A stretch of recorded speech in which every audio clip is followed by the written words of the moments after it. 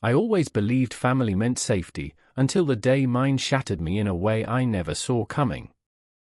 I'm Stefan, and this is the night everything I knew about love, loyalty, and blood turned into a nightmare I couldn't escape. My ex-girlfriend had left me months ago, but her absence still lived inside my chest like a bruise that refused to fade. I kept myself busy, trying to heal, trying to forget, until the universe decided to shake me awake again. That evening, my sister barged into my room, breathless and panicked. "Stefan, you need to come with me, right now." There was something strange in her expression, excitement mixed with fear. I followed her, clueless that I was walking straight into a situation that would change everything. When we reached the parking lot, she stopped, biting her lip nervously. "What's going on?" I asked. She hesitated, then said the one sentence that sent ice down my spine. "She's here. The woman who broke me. The woman I thought I was finally healing from. The woman I least expected to face again. And this time, I had no idea what was waiting for me." My heart dropped the moment my sister said those words. "She's here." For a second, I couldn't breathe. My mind went blank, my chest tight, my hand suddenly cold. I wasn't ready to face her. I wasn't ready to face the person who walked out of my life without a single explanation. Why would she come back? I whispered. My sister avoided my eyes. "I don't know, but you need to see this for yourself." 1,000 thoughts crashed through my mind as we drove. Every streetlight blurred, every turn felt heavier than the last. I tried to prepare myself, but how do you prepare for the person who broke your world? When we finally stopped outside the restaurant, my stomach twisted. Inside, the lights were warm, people were laughing, glasses clinking, and there she was, sitting close to a man I had never seen before. Her smile, God, that smile, used to melt me. But now, it cut like a blade. She looked different. More confident. More distant. Like someone who had rewritten her life and erased me from the pages. My sister placed a hand on my shoulder. "Stefan, don't react. Just breathe." But how could I breathe when the sight of her with someone else felt like my ribs were cracking open? Then she looked up. Her eyes met mine. And in that moment, everything around me went silent. There was no reunion. No shock. No guilt. Just a cold, unreadable stare. As if I had never existed. That expression told me more than any apology ever could. Whatever she wanted, it wasn't closure. It was something else. Something darker. Her stare followed me like a shadow, but she didn't move. She didn't smile. She didn't even pretend to be surprised. It was as if she was expecting me. My sister nudged my elbow. "Stefan, look at the guy next to her." He wasn't just any guy. The way he leaned back, the way he smirked at me, it felt intentional. Almost like he knew something I didn't. My thoughts swirled. Why here? Why now? Why with him? Before I could piece anything together, my sister pulled out her phone. "She sent me a voice message earlier," she whispered. "I didn't want to play it until you saw her." I swallowed hard. "What does it say?" She tapped the screen, and her phone trembled slightly in her hands. A soft click, then my ex's voice filled the air. "Calm. Too calm. Stefan needs to see who I really am. Bring him. He should understand what he lost." My gut tightened. This wasn't a message for reconciliation. This was a performance. A show. A setup. I looked back through the window. She leaned closer to the man beside her, whispering something in his ear while staring directly at me. A twisted challenge. A silent dare. My sister placed a hand on my arm. We can leave if you want. You don't owe her anything. Part of me wanted to walk away. But another part, the part still aching, still confused, still desperate for answers, kept me rooted to the ground. I need to know why she's doing this, I whispered. So I pushed open the restaurant door. Heat, light, noise, all of it blurred. None of it mattered. The only thing I could see was her. And the storm waiting behind her eyes. The moment I stepped inside, the air shifted. Every sound felt distant, muffled, like I was underwater. She watched me walk toward her, slow, steady, almost amused. The man beside her wrapped his arm around her chair, claiming space that once belonged to me. He didn't look threatened. He looked entertained. I stopped a few feet from their table. Why am I here? My voice cracked despite my best attempt to stay calm. She tilted her head, smiling in a way I didn't recognize, cold, sharp. Stefan, you took too long to move on. I thought I'd help you. Help me? My fists clenched. The man chuckled. He's exactly like you described. Predictable. Something inside me burned. She had talked about me. She had brought me here on purpose. But why? Say what you called me here to say, I whispered. She leaned forward, resting her chin on her hand. I just wanted you to see that I'm happier without you. Stronger. Better. A knife twisted in my chest. My sister's hand trembled as she stood beside me, her voice low. This is cruel. Why are you doing this? My ex shrugged. Closure. But the look in her eyes wasn't closure. It was revenge, calculated, practiced, rehearsed. Then she slid something across the table toward me. A folded paper. Open it, she said, almost gleeful. My hand shook as I unfolded it. And my whole world tilted. It wasn't a letter. It wasn't an apology. It was a list. Every flaw. Every insecurity. Every fear I had ever confessed to her, written out like a script meant to humiliate me. My own secrets, turned into a weapon. My breath caught. My heart hammered. This wasn't just about moving on.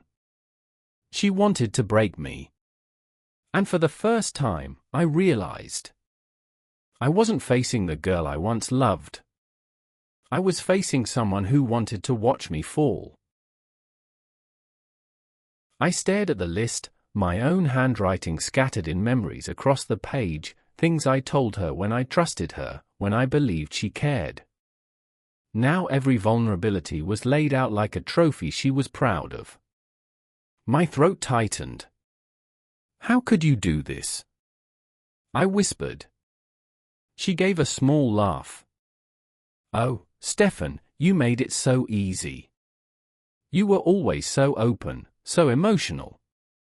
I just wrote down everything you ever cried about. The man beside her leaned in. She showed me this the first day we met. Said it proved she was finally done with her past mistakes. Guess that's you. His smirk felt like a punch. My sister stepped forward. Enough. This is sick. But my ex wasn't done. She folded her arms, eyes flashing with something darker than anger, something almost triumphant. "You always played the victim," she said. "You always wanted to be saved. I'm just showing you that I'm not your hero anymore." I felt my pulse hammer in my ears. Not because I still loved her, but because I couldn't recognize the person she'd become. I took a slow breath, trying to steady myself. "You called me here just to humiliate me." She leaned back, sipping her drink. "No. I called you because I wanted to watch you realize you weren't enough." Her words hit harder than I expected. Not because they were true, but because there was a time I might have believed them. My sister touched my arm gently. "Stefan, let's go. You don't deserve this." I nodded, but before I could turn away, my ex spoke again. "Oh, and one more thing." She picked up her phone, tapping the screen with a satisfied smile. "I recorded the whole thing. Your reaction, your face, everything. Consider it my final goodbye." My stomach dropped. The man laughed under his breath. I felt humiliation crawling up my spine. But beneath it, something stronger rose. Not anger. Clarity. If this was who she truly was, then losing her wasn't my heartbreak. It was my escape. A strange calm washed over me, the kind that comes after a storm has already destroyed everything it could. I looked at her, really looked at her, and for the first time, I felt nothing. No longing. No pain. Just disbelief that I once gave my heart to someone who enjoyed breaking it. She raised her phone slightly, teasing. "Come on, Stefan. At least react.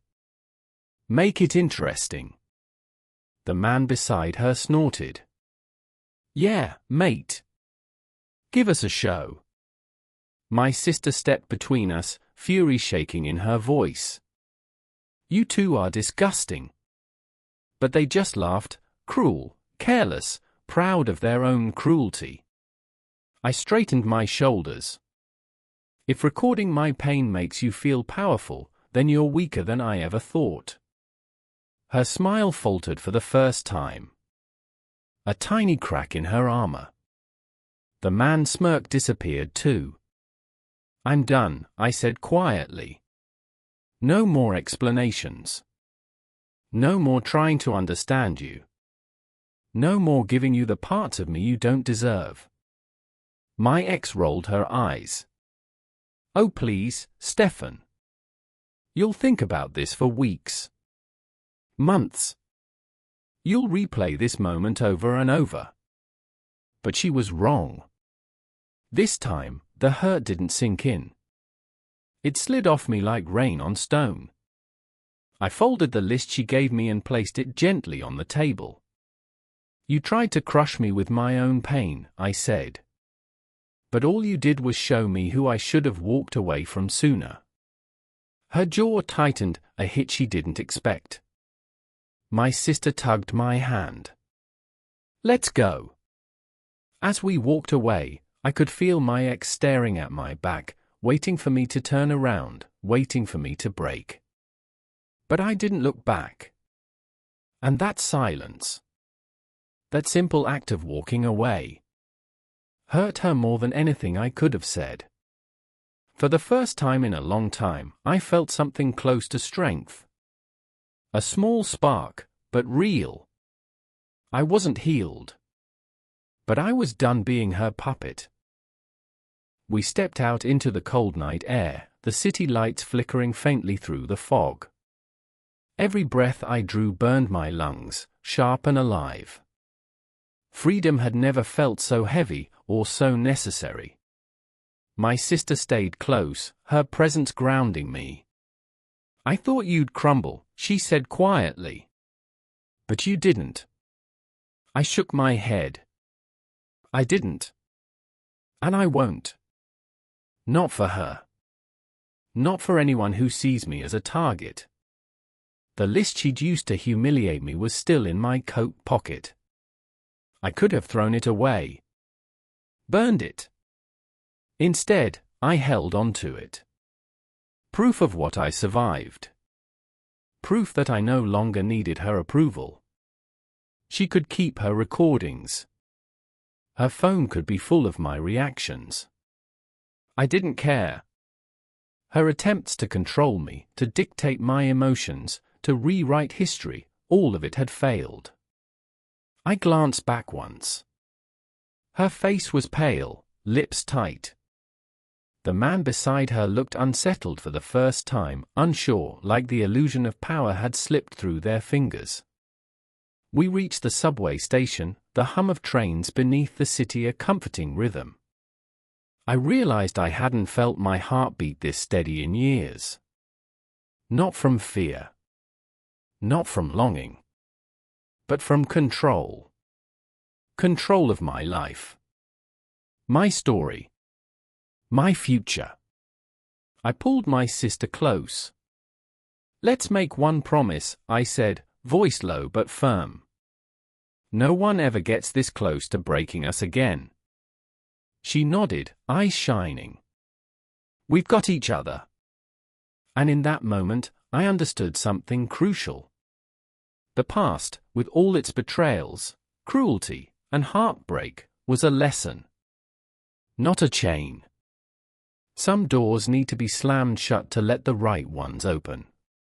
Some people need to be left behind so you can finally stand.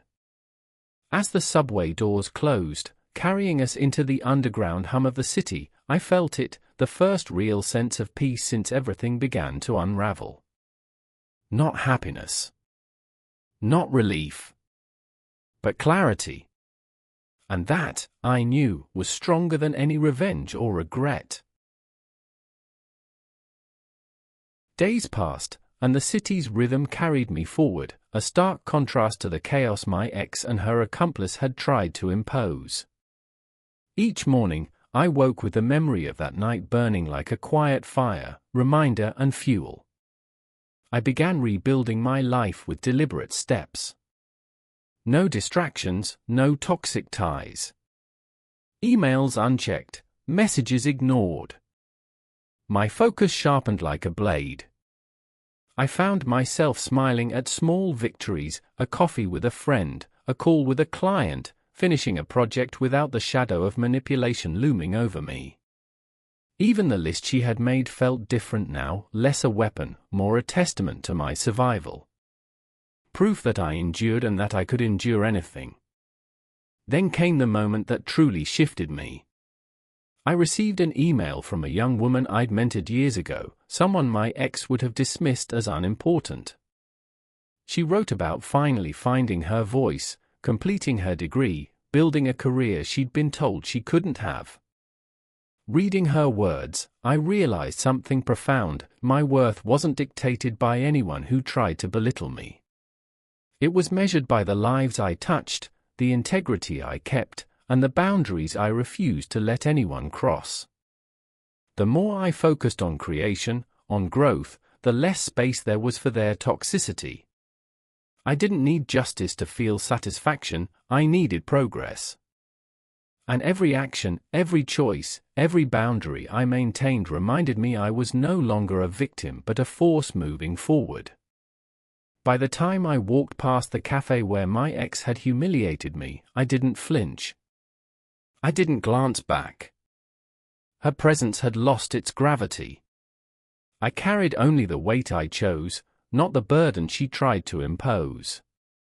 Freedom, I realized, wasn't a one-time act. It was continuous, the daily decision to walk away, to protect yourself, and to prioritize your life, your energy, your future. And in that realization, I felt the quiet triumph of someone finally in control of her own story. Christmas came and went, but for the first time, it wasn't a season of dread, it was quiet, reflective, mine. No guilt. No shame. No manipulation. Just me, finally unbound. The eviction had done more than reclaim property, it reclaimed my life. Every call, every message, every attempt to drag me back into their drama bounced off the walls I built around my boundaries. I wasn't cold. I was protected. I wasn't heartless. I was free. I watched the snow fall one evening, thinking of the family that had once tried to erase me. They were still there, clinging to illusions, but I wasn't. I had my apartment, my career, my independence, and, most importantly, my dignity. I invested in myself. Courses, workshops, late-night research sessions. I built networks, mentored young women, and started projects that mattered. The echo of that Christmas Eve, the humiliation, the anger, the betrayal, had become fuel. Fuel to rise, to create, to inspire. And the cherry on top? The very people who had laughed at me became tenants in my home. Each rent payment was proof of my boundaries, my foresight, my strength. Every scholarship I funded, every life I touched, every young woman I helped, reminded me that success wasn't just surviving, it was thriving despite those who doubted you most. I learned to let go of needing approval. I learned that blood doesn't define family, loyalty and respect do. I learned that power isn't taken, it's claimed quietly, deliberately, with patience. So now, as I plan my next project, my next scholarship, my next step, I smile. Not in triumph over them, but in triumph over my own limits, my own fears. I am no longer invisible. I am no longer controlled. I am free. And that, finally, is the best gift I could ever give myself.